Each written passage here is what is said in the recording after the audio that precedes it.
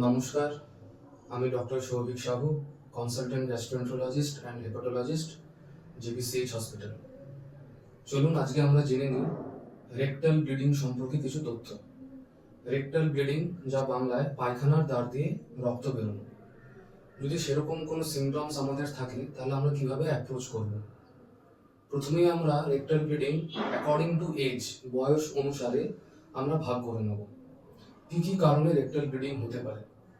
প্রথমেই আমরা চলে আসছি পিডিয়াট্রিক পপুলেশন, বাচ্চাদের। অনেক ক্ষেত্রে দেখা যায় 2 বছর, 3 বছর, 4 বছর বাচ্চাদের পায়খানার দ্বার দিয়ে রক্ত বেরোচ্ছে, পায়খানার সাথে মিশিয়ে বেরোচ্ছে। হতে পারে তাদের পায়খানার দ্বারে কোনো পলিপ আছে বা কোনো ফিশার, সেইখান থেকে রক্ত বেরোচ্ছে।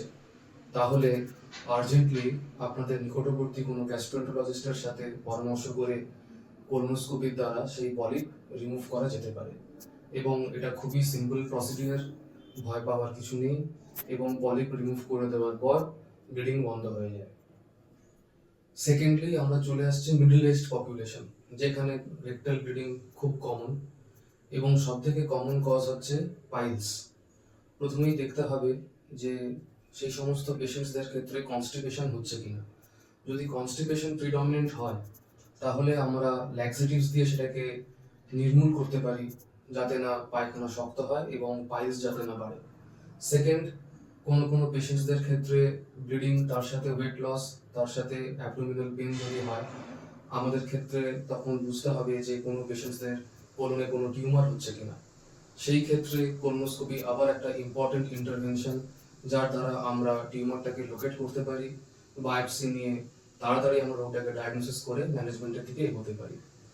বা যদি কোনো ইনফ্ল্যামেটরি বাউল ডিজিজ হয় বা যদি কোনো রক্তশিরা ম্যালফরমেশন, যেটাকে আমরা অ্যাট্রিওভেনাস ম্যালফরমেশন বলি, এভিএম, তার জন্য ব্লিডিং হতে পারে। বয়সজনিত কারণে অনেক সময় মোর দ্যান 60 ইয়ার্স বা 70 ইয়ার্সে ফ্র্যাঙ্ক ব্লাড, একদম কাঁচা রক্ত পায়খানার দাঁত দিয়ে বেরোয়।